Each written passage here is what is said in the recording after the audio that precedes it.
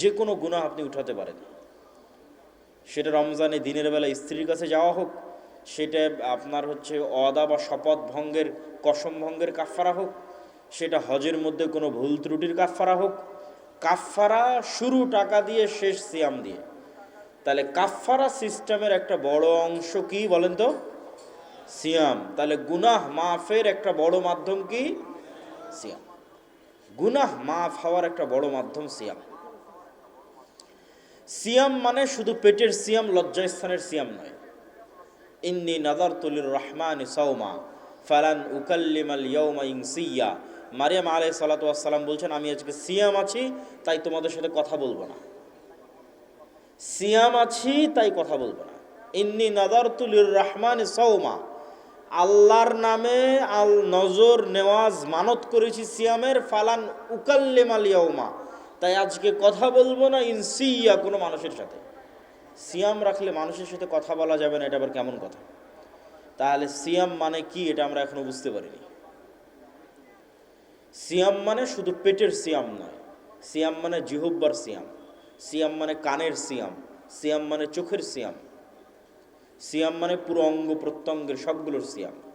এগুলোকে বিরত রাখা গুনাহ থেকে। চোখ দিয়ে অশ্লীল দৃশ্য দেখা মানে এটা প্রকৃত সিয়াম নয়। কান দিয়ে অশ্লীল গান শোনা মানে এটা প্রকৃত সিয়াম নয়। ঠিক তেমনি আমি মুখ দিয়ে অশ্লীল কথা বলছি, এটা প্রকৃত সিয়াম নয়।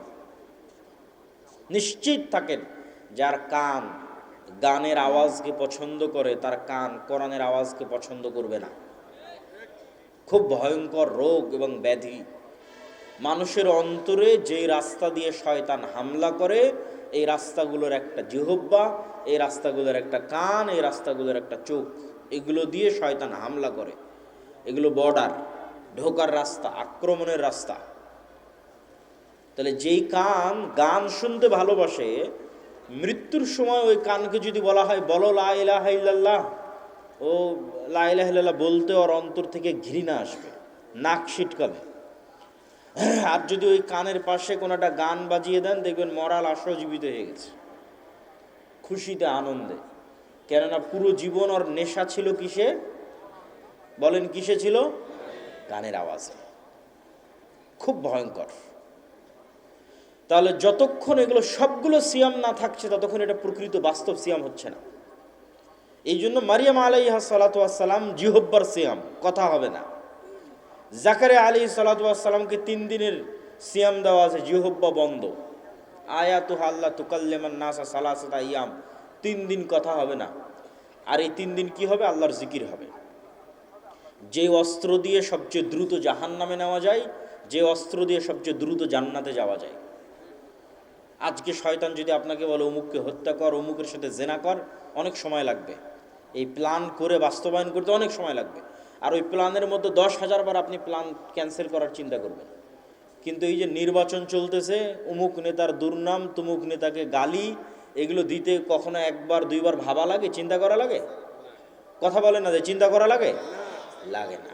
শয়তান আদেশ দিচ্ছে, বাটন চাপতেছে আর আপনি বলতেছেন। এই জন্য মাসিক আল ইতিসামে এই মাসের সম্পাদকীয় নির্বাচন কেন্দ্রিক যত গুনাহ।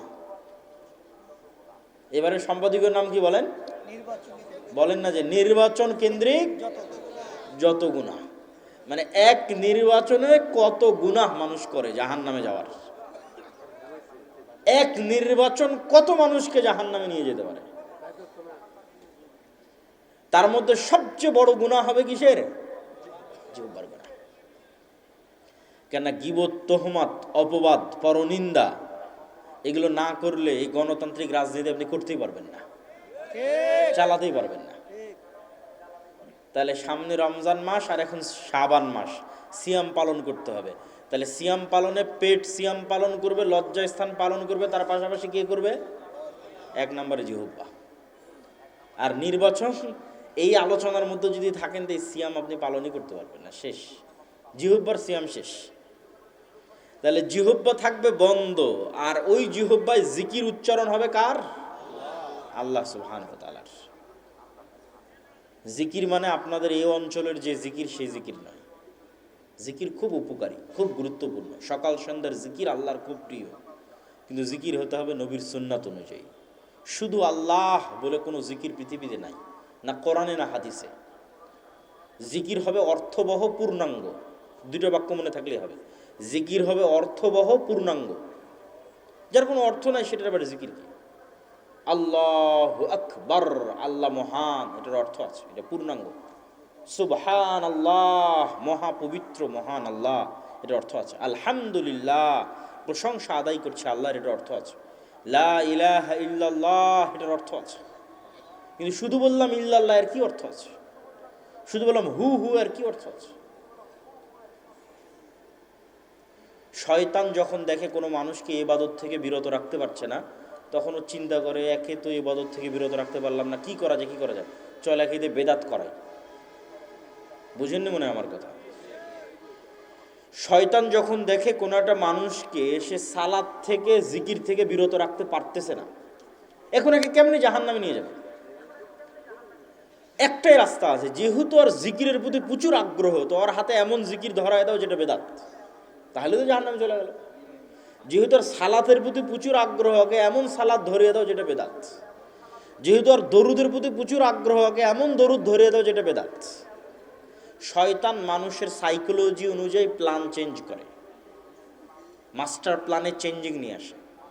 যাকে দেখবে সালাতে থেকে দূরে সরানো সহজ, ও তো সালাতেই গেল না, সে ওকে বেদাত করিয়ে কোনো লাভ আছে নাকি? কথা বলে না, যার বেদাত করিয়ে কোনো লাভ আছে? কোনো লাভ নাই, তো নামাজেই যায় না, ওকে এমনি জাহান্নামে নিয়ে চলে গেছে ওকে। তাহলে বেদাত আমি করাবো কাকে? যাকে ইবাদত থেকে বিরত রাখতে পারছি না, তো ওর হাতে আরেকটা ইবাদত ধরিয়ে দাও, এটাও জিকির, হু হু করো, এটাও জিকির। ও চেয়েছিল ভালো কাজ করতে, চলে গেল জাহান্নামে। শয়তানের প্ল্যান, মাস্টার প্ল্যান।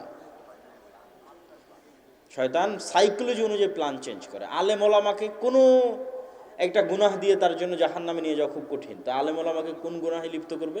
হিংসার অহংকার, এটা আলেম ওলামাদের জন্য সহজ। যাই আপনি দেখেন, অমুক আপনার বিরুদ্ধে এটা বলেছে, আপনার বিরুদ্ধে অমুক এটা বলেছে, শুরু হয়ে গেল। তাহলে শয়তান মাস্টার প্ল্যান চেঞ্জ করে সাইকোলজি অনুযায়ী। তাহলে শয়তানের প্ল্যানে সবচেয়ে দ্রুত জাহান্নামে নিয়ে যাওয়া যায় কোন অস্ত্র দিয়ে? জিহ্বা দিয়ে। আর আপনিও সবচেয়ে দ্রুত জান্নাতে চলে যাবেন কোন অস্ত্র দিয়ে? জিহ্বা দিয়ে। উজু লাগবে না, কেবলামুখী হওয়া লাগবে না, মসজিদে যাওয়া লাগবে না, জিকির করতে এগুলো লাগে নাকি? কিচ্ছু লাগবে না। শুধু মানুষের গীবত, অপবাদ, নিন্দা করিয়েন না, অপ্রয়োজনীয় কথা বলিয়েন না, জিহ্বাটা বন্ধ রাখেন আর বলতে থাকেন লা ইলাহা ইল্লাল্লাহু ওয়াহদাহু লা শারীকা লাহু লাহুল মুলকু ওয়া লাহুল হামদু ওয়া হুয়া আলা কুল্লি শাইইন কাদির। লা ইলাহা ইল্লাল্লাহ, লা হাওলা ওয়া লা কুওয়াতা ইল্লা বিল্লাহ, সুবহানাল্লাহি ওয়া বিহামদিহি সুবহানাল্লাহিল আযীম। মুখের উপর চড়িয়ে নেন এই কথাগুলোকে। আস্তাগফিরুল্লাহ আল্লাযী লা ইলাহা ইল্লা হুয়াল হাইয়ুল কাইয়্যুম ওয়া আতুবু ইলাইহি। সবচেয়ে সহজ ইবাদত, যা দিয়ে বেশি দ্রুত মানুষ জান্নাতে যাবে। জিহ্বা থাকবে বন্ধ, মানে মানুষের সাথে কাজে ব্যবহার হবে না, আর জিকিরে থাকবে ব্যস্ত রব্বুল আলামিনের। তাহলে একে তো শয়তানের রাস্তা কিন্তু বন্ধ হয়ে গেছে। ও তো আপনাকে দিয়ে জেনা করাতে পারবে না, হত্যা করাতে পারবে না, করাতে পারবে কি? জিহ্বা দিয়ে জাহান্নামে নিয়ে যাবে। ওটা তো বন্ধ, ওটা তো আপনি বন্ধ করে দিয়েছেন। পাশাপাশি এটাকে কাজে লাগে আপনি সহজে জান্নাতে চলে যাচ্ছেন। বলেন আল্লাহু আকবার। তাহলে সামনে শাবান, এখন আমরা শাবান, সামনে রমাজান। সিয়াম মানে নির্বাচনের মধ্যে অবস্থান করতেছেন। সিয়াম মানে শুধু পেটের সিয়াম বা লজ্জাস্থানের সিয়াম নয়, জিহ্বার, চোখের, কানের সবগুলোর সিয়াম পালন করতে হবে। না হলে শুধু না খেয়ে থাকা হবে, নেকি অর্জন হবে না। এগুলোর পিছনে অসংখ্য হাদিস আছে। শাবানে কেন সিয়াম রাখবেন? যে শাবানকে গুরুত্ব দিতে পারবে ও রমাজানকে গুরুত্ব দিতে পারবে। একটা মুসল্লি যখন দৌড়ে জামাতে অংশগ্রহণ করে, কোনো মতে একটা রাকাত পায়, তারপরে ঠক ঠক করে বাকি 3 রাকাতে সিজদা দিয়ে দৌড়ে কারাগার থেকে মুক্তি পাওয়া ব্যক্তির মতো মসজিদ থেকে বের হয়ে আসে, এই ব্যক্তি কি সালাতে কোনো আনন্দ পেতে পারে? কখনোই নয়। তো এই রকম হঠাৎ সালাত উপস্থিত হলো আর হঠাৎ সালাত বিদায় নিল, এই সালাতে কোনো আনন্দ নাই। হঠাৎ একদিন সকালে ঘুম থেকে উঠে শুনছি আজকে রমজান, এই রমজানকে আপনি মূল্যায়ন করতে পারবেন না। এই রমজানে আপনি তারাবি আদায় করতে পারবেন না। এই রমজানে আপনি কোরআন পড়ে শেষ করতে পারবেন না তেলাওয়াত করে। এই রমজানে আপনি দান জাকাত বের করতে পারবেন না। লাইলাতুল কদরকে মূল্যায়ন করতে পারবেন না। আর যখন আপনার ব্রেন 1 মাস আগে থেকে সাইকোলজিক্যালি মেন্টালি প্রিপেয়ার হচ্ছে যে আমি সাবানে সিয়াম আছি, কেন, সামনে কি আসতেছে বলেন তো, একটু জোরে বলেন, সামনে কি আসতেছে, রমাজান। ব্রেনে সিগন্যাল যাচ্ছে প্রতিদিন, যতদিন সিয়াম আছেন সাবানে, প্রতিদিন ব্রেনে সিগন্যাল যাচ্ছে সাবানের পরই রমজান, সাবানের পরই রমজান। ব্রেন কিন্তু মেন্টালি প্রিপেয়ার হচ্ছে। এই রমাজান আপনার পূর্ব প্রস্তুত অবস্থায় আসবে। এই রমাজানে আপনি সিয়াম রেখে মজা পাবেন। এই রমাজানে আপনি প্ল্যান করে তারাবির সালাত আদায় করতে পারবেন। এই রমাজানে প্ল্যান করে পুরো কোরআন পড়ে শেষ করতে পারবেন পুরো রমাজানে। এই রমাজানে লাইলাতুল কদর জাগতে পারবেন। এই রমাজানে ইতিকাফ করতে পারবেন। এই রমাজানে দান এবং জাকাত বের করে সম্পদকেও পবিত্র করতে পারবেন। এক রমাজান কত বড় মহা নিয়ামত! এই নিয়ামতকে মূল্যায়ন করার জন্য প্রস্তুতি 1 মাস আগে থেকেই লাগবে। এই জন্য শাবানে সিয়াম পালন করে ব্রেনকে আগে থেকেই প্রস্তুত করতে হবে। শাবানে সিয়াম পালন করতে রাজি আছেন? সবাই অন্তর থেকে নিয়ত করে শক্তভাবে বলেন যে ইনশাআল্লাহ। আল্লাহ সুবহানাহু ওয়া তাআলা আমাদের কবুল করুক, বলেন আল্লাহুম্মা আমিন। একদিন যে সিয়াম পালন করলো আল্লাহর সন্তুষ্টির জন্য, আল্লাহ তার চেহারাকে দূরে সরিয়ে দিবে, কোনো রিওয়ায়াতে 70, কোনো রিওয়ায়াতে 100, কোনো রিওয়ায়াতে আসমান এবং জমিনের দূরত্ব পরিমাণ জাহান্নাম থেকে। আল্লাহু আকবার। সকল নেকির, সকল ইবাদতের নেকি পূর্ব নির্ধারিত, সিয়ামের নেকি পূর্ব নির্ধারিত নয়। আল্লাহ বলছেন আস-সাওমু লি ওয়া আনা আজজি বিহি। সিয়াম যেহেতু আমার জন্য খাস, এর নেকিও আমিই দিব। আল্লাহু আকবার। প্রত্যেকটা ইবাদতকারীর জন্য বিশেষ সম্মানার্থে দরজা থাকবে জান্নাতে। একজন মাত্র ব্যক্তি যাকে সকল দরজা থেকে ডাকা হবে, তিনি আবু বকর রাদিয়াল্লাহু তাআলা আনহু। আল্লাহু আকবার। সিয়াম পালনকারীর দরজার নাম আর-রায়্যান। এটা সিয়াম পালনকারীর সম্মান, বিশেষ মর্যাদা। তার জন্য একটা আলাদা দরজা তৈরি করা হয়েছে, প্রোটোকল, বিশেষ প্রোটোকল। জান্নাতে একটা আলাদা দরজা তৈরি করা হয়েছে, যেই দরজা দিয়ে সিয়াম পালনকারীদের ডাকা হবে, বিশেষ প্রোটোকল। বাইতুল্লাহর নিসবাত আল্লাহর দিকে, কাবার নিসবাত আল্লাহর দিকে। কাবা ঘরের মধ্যে কি আল্লাহ সুবহানাহু ওয়া তাআলা থাকেন? সত্তাগতভাবে থাকেন? থাকেন না। আল্লাহ সুবহানাহু ওয়া তাআলা আছেন 7 আসমানের উপরে, আরশের উপরে। তাহলে কেন বলা হয় কাবা আল্লাহর ঘর? এটা সম্মান। কাবাকে সম্মান দেওয়া হচ্ছে, যে কাবাকে বলা হচ্ছে কার ঘর? আল্লাহর ঘর। সিয়ামের সম্মান, যে সিয়ামকে বলা হচ্ছে যে এটি একমাত্র ইবাদত পৃথিবীতে যা শুধুমাত্র কার জন্য? আল্লাহ সুবহানাহু ওয়া তাআলার জন্য। এই জন্য সিয়াম পালনকারী আনন্দের সময় দুইটা, ইফতারির সময়। আর যেহেতু পূর্ব নির্ধারিত কোনো নেকি নাই, নেকি পাবে কার কাছে? এই জন্য আল্লাহর কাছে সাথে যখন সাক্ষাৎ হবে, তখন সিয়াম পালনকারীর দ্বিতীয় খুশির মুহূর্ত, যে আল্লাহ সুবহানাহু ওয়া তাআলা তাকে কি সারপ্রাইজ দেন, তা সে যে সিয়াম পালন করেছে আর প্রতিদান বিনিময় আল্লাহ সুবহানাহু ওয়া তাআলা কি দেন। প্রিয় উপস্থিতি, সিয়াম পালন শয়তানকে কন্ট্রোল করার এক অন্যতম উপায়। আপনার শরীরের মধ্যে শয়তান প্রবেশ করে, রাসূল সাল্লাল্লাহু আলাইহি ওয়াসাল্লাম বলেছেন। রক্তনালীতে শয়তান চলে, তিনি বলেছেন। রক্তনালী সংকুচিত হয় সিয়াম পালন করলে।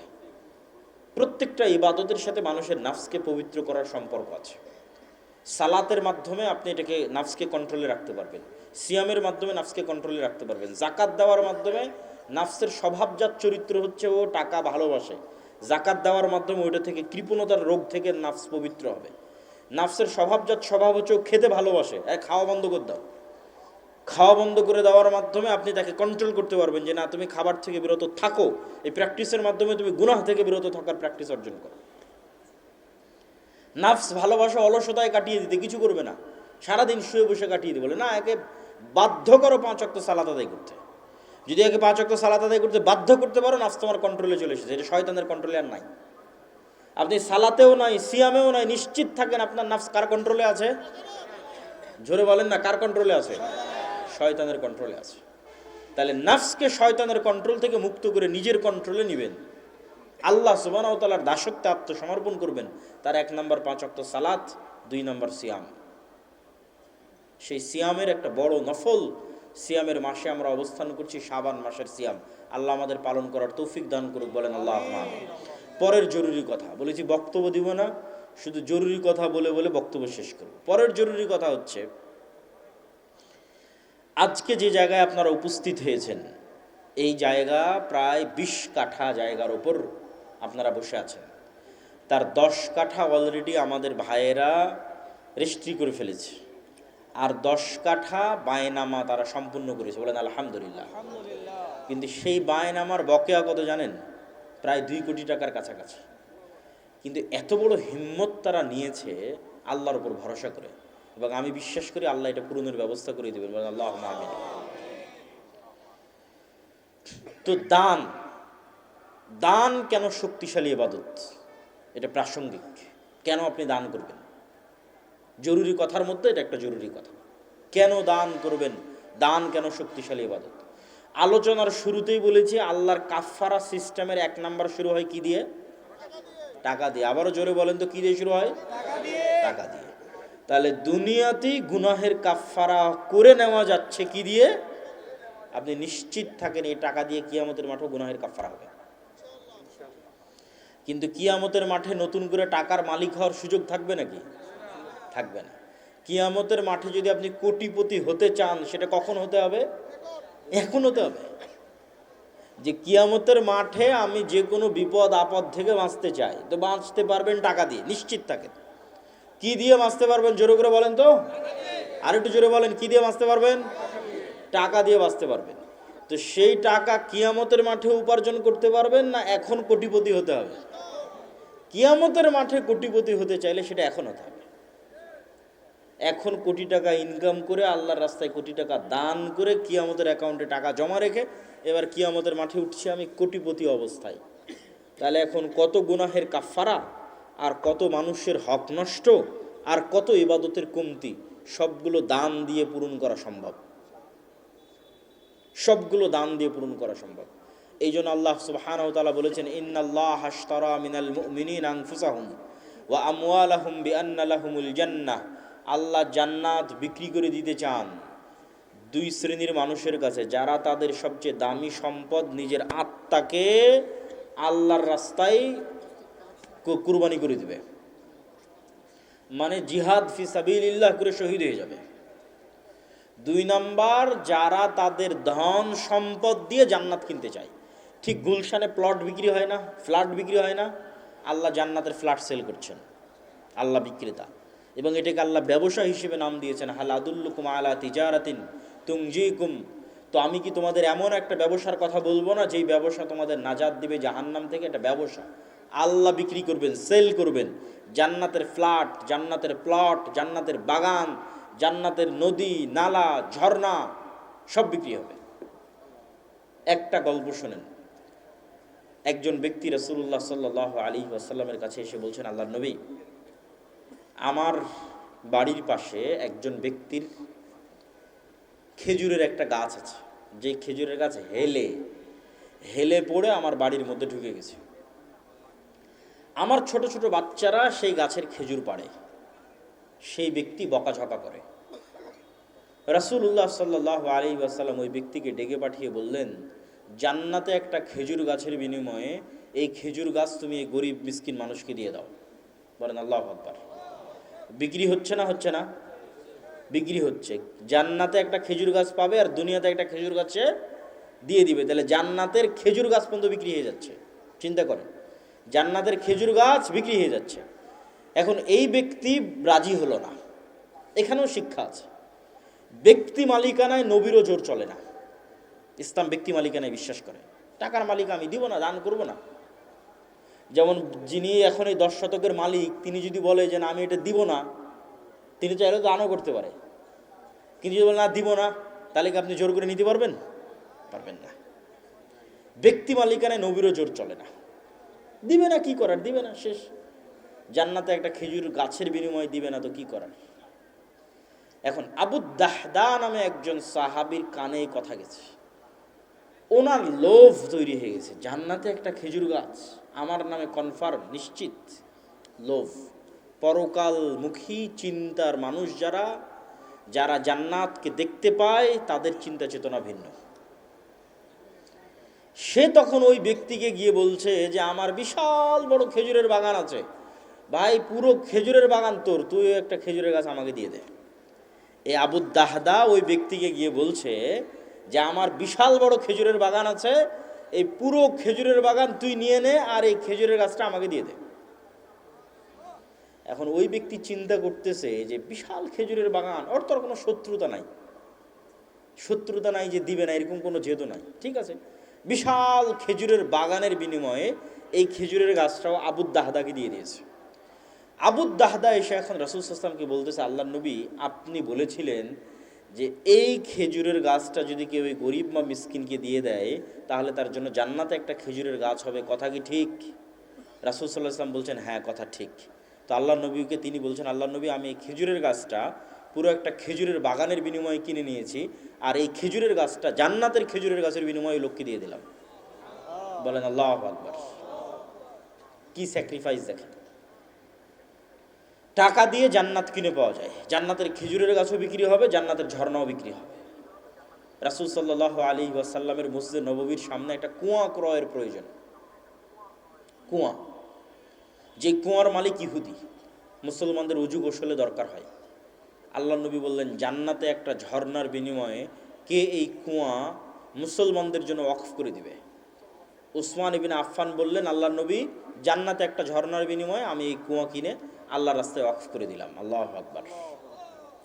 সে উসমান বিন আফফানের সম্পদ এখনো আছে, উসমান বিন আফফানের নামে ব্যাংক অ্যাকাউন্ট আছে, উসমান বিন আফফানের নামে খেজুরের বাগান আছে, উসমান বিন আফফানের নামে অসংখ্য হোটেল আছে মসজিদে নববী এবং মক্কার হারামের পাশে। উসমান বিন আফফানের দান শেষ হয়নি। আজ 1400 বছর পার হয়ে গেছে, উসমান বিন আফফানের সাদাকায়ে জারিয়া চলমান আছে। বলেন আল্লাহু আকবার। কি তাদের ইখলাস আর কি তাদের নিয়ত। তো অর্থ খুব প্রয়োজন, অর্থ দিয়ে জান্নাত কিনে পাওয়া যায়। এই জন্য রাসূল সাল্লাল্লাহু আলাইহি ওয়াসাল্লাম বলেছেন দুইটা মানুষের সাথে ঈর্ষা জায়েজ, যে ইলম অর্জন করে মানুষকে বিতরণ করতেছে, আর একটা যাকে আল্লাহ টাকারও মালিক করেছে আবার আল্লাহ রাস্তায় ব্যয় করার তৌফিক দিয়েছে।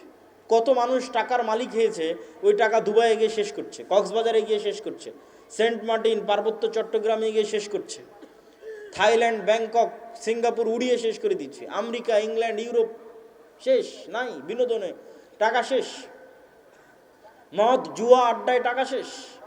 কয়জন লাখপতি কোটিপতিকে আল্লাহ এই তৌফিক দিয়েছে যে তার ওই কোটি টাকা লাখ টাকা আল্লাহর রাস্তায় ব্যয় করার সুযোগ দিয়েছে। আল্লাহু আকবার।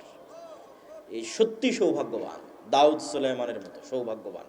দাউদ সুলাইমান যেমন সৌভাগ্যবান, কোটি টাকার মালিক, কিন্তু সেই টাকা ব্যয় হবে আল্লাহর রাস্তায়। উসমান ইবনে আফফানের মতো সৌভাগ্যবান, কোটিপতি, কিন্তু ব্যয় হবে আল্লাহর রাস্তায়, বিনোদনে নয়, আরাম আয়েশে নয়। এর চাইতে সৌভাগ্যবান পৃথিবীতে কেউ নেই। এই জন্য টাকা উপার্জন করতে হবে এবং টাকা উপার্জন করে আল্লাহর রাস্তায় দান করতে হবে। মুসলমানেরা ব্যবসায়ী জাতি, বিজনেসম্যান কওম, তাদেরকে চাকুরিজীবী বানিয়েছে ইউরোপিয়ানরা। ব্যবসা না করলে দান করতে পারবেন না। কেন কৃষিকাজকে আল্লাহ অপছন্দ করেছে? কৃষিকাজের নাম কাফের, শায়েখ বলে গেলেন। মাটিতে বীজ লুকিয়ে রাখে, আর যে কাফের সে ঈমান লুকিয়ে রাখে, আর ওই কাফের কৃষক মাটিতে বীজ লুকিয়ে রাখে। কৃষি কাজ করে দান করা কঠিন আছে। দান করতে হলে ব্যবসায়ী করতে হবে। এই জন্য রাসূলুল্লাহ সাল্লাল্লাহু আলাইহি ওয়াসাল্লাম বলেছেন, আত-তাজির আস-সাদুক আল-আমিন, সত্যবাদী আমানতদার ব্যবসায়ী কিয়ামতের মাঠে নবী রাসূলদের সাথে থাকবে। কত বড় ফজিলত! সত্যবাদী আমানতদার ব্যবসায়ী কিয়ামতের মাঠে কাদের সাথে থাকবে? নবী রাসূলদের সাথে থাকবে। এই জন্য ব্যবসা করে টাকা উপার্জন করে আল্লাহর রাস্তায় দান করতেই হবে। একটা টাকাও যদি হালাল উপায়ে ইনকাম করা যায়, ওটা আল্লাহর দয়া, রহমত। বস্তুবাদী চিন্তাধারায় আপনি একটা টাকা উপার্জন করবেন, এটা শুধু ওই টাকাটাই উপার্জন করছেন, যে আমার 500 টাকা দরকার, এটা বস্তুবাদী চিন্তাধারা। আর ইসলামে আমি 500 টাকা উপার্জন করতে যাচ্ছি না, আমি আল্লাহর দয়া, আল্লাহর রহমত উপার্জন করতে যাচ্ছি। এই কনসেপ্টে আগাতে হবে। থাকবেন অল্পে তুষ্ট, কিন্তু ইনকাম করতে হবে সর্বোচ্চ আল্লাহ রাস্তায় দান করার জন্য। অল্পে তুষ্ট মানে বিলাসী নয়, অপচয়কারী নয়। যেটা আমি আমার আর এক বক্তব্যে বলেছি, ধনী হতে চাইলে বিলাসী অপচয় করা যাবে না। পোর ড্যাড এবং রিচ ড্যাড বইয়ের লেখক এটাই বলেছেন, যে রিচ মাইন্ড সেট আপ আর পোর মাইন্ড সেট আপ কি। দিলাম 50 লক্ষ টাকা আজকে আপনাদের সবাইকে। গরিবকে, যে 50 লক্ষ টাকা নিয়ে গিয়ে মনে করবে যে আমি একটা দামি 3 পিস নিব, দামি পাঞ্জাবি নিব, দামি জুতা নিব, দামি গাড়ি নেব, এ গরিব, আজীবন গরিব থাকবে। আর যে 50 লক্ষ টাকা নিয়ে গিয়ে বলবে যে আমার ছেঁড়া পাঞ্জাবি আছে, পাঞ্জাবি ছেঁড়াই থাক, আমার জুতা ময়লা আছে, ময়লাই থাক, এই 50 লক্ষ টাকা এমন জায়গায় ইনভেস্ট করব যেখান থেকে আবার টাকা ইনকাম হবে। এখন যে নিয়ে গিয়ে গাড়ি কিনলো, গাড়িতে তো তেল খরচ হবে, টাকার খরচ তো আরও বেড়ে গেল। আর যে 50 লক্ষ টাকা নিয়ে গিয়ে এমন জায়গায় ইনভেস্ট করলো যেখান থেকে টাকা বের হবে, ধনী কোনো না কোনো দিন ধনী হবেই। তাহলে অল্পে তুষ্ট মানে ওই যে বিলাসিতা, বিলাসিতা মুক্ত। তো যাক, আমি আমার আলোচনার মূল কথায় আসি। জরুরি আলোচনা করতে করতে বলেছি আলোচনা শেষ হয়ে যাবে। একটা জরুরি আলোচনা শেষ করলাম, সাবান। 2 নম্বর জরুরি আলোচনা হচ্ছে দান অত্যন্ত পাওয়ারফুল ইবাদত। দান দিয়ে জান্নাতে ফ্ল্যাট কিনতে পাওয়া যাবে, দান দিয়ে জান্নাতে ঝর্ণা কিনতে পাওয়া যাবে, দান দিয়ে জান্নাতে গাছ কিনতে পাওয়া যাবে, দান দিয়ে জান্নাতে ঘর কিনতে পাওয়া যাবে, দান দিয়ে জান্নাতে বাড়ি, প্যালেস, বিল্ডিং কিনতে পাওয়া যাবে। আজকে আপনারা যে মাটির উপর বসে আছেন, এই মাটির বকেয়া 2 কোটি টাকা।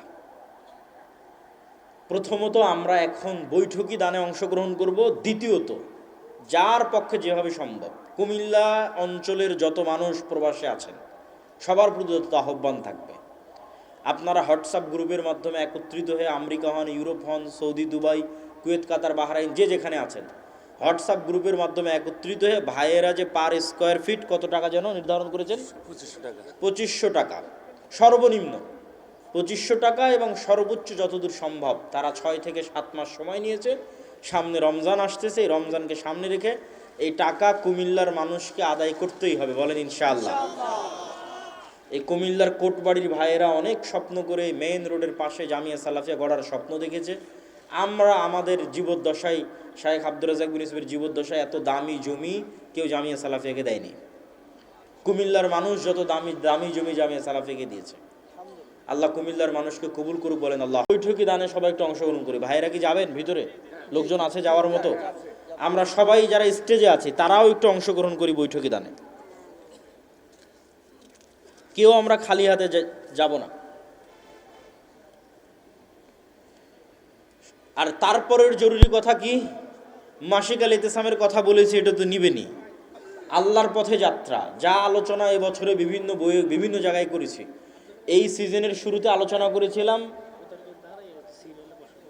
জি বলতেছি, এই সিজনের শুরুতে আলোচনা করেছিলাম ফেরেশতা। 2-1টা বক্তব্য যদি শুনেছেন আমি জানি না, যারা এই মিডিয়াতে আছে তারাও সেই বক্তব্যগুলো ভালোভাবে ধরতে পেরেছিল কিনা। ফেরেশতার উপর পুরো 1 ঘন্টা 1.5 ঘন্টার বক্তব্য আছে, শয়তানের উপর 1 ঘন্টা 1.5 ঘন্টার বক্তব্য আছে, রূহ নফসের উপর বক্তব্য আছে, সবগুলোই বই থেকেই বলা। জিকিরের উপর আলোচনা আছে দাওয়া সেন্টারের জুমার খুতবায়, ইতিসাম টিভিতেও পাওয়া যেতে পারে। তো এই বইয়ে অসংখ্য গুরুত্বপূর্ণ আলোচনা আছে যা মানুষকে আল্লাহর সাথে কানেক্টেড করবে। এই বইয়ের কাজ কি? এই বইটা প্রত্যেকটা মসজিদ, মাদ্রাসা, দাওয়া সেন্টার, স্কুল, কলেজ, ইউনিভার্সিটি, যেখানে হালাকা সম্ভব 5 জন 10 জন একত্রিত হয়ে প্রতিদিন 2 পৃষ্ঠা 3 পৃষ্ঠা 1 পৃষ্ঠা অথবা প্রতি সপ্তাহে 2 পৃষ্ঠা 3 পৃষ্ঠা একত্রিত হয়ে বইটা পড়তে হবে। আল্লাহর পথে যাত্রা। এই বইটা তাজকিয়াতুন নফস, আমাদের আত্মাকে পরিশুদ্ধ করে আমরা যে চাচ্ছি যে আমরা একটি ইসলামী বিপ্লব পূর্ণাঙ্গ বাংলাদেশের মাটিতে ঘটাবো। শায়েখ বলে গেলেন সালাফি মানহাজের বাংলাদেশ। তার শুরুটা কি দিয়ে হবে? তার শুরুটা আপনি এই আল্লাহর পথে যাত্রা বই পড়ে এটির উপর আমল করা প্রথম ধাপ। দ্বিতীয় ধাপের আরেকটা বই আসতেছে ইনশাআল্লাহ, এই বছরই সেটি নিয়ে আসার চেষ্টা করতেছি।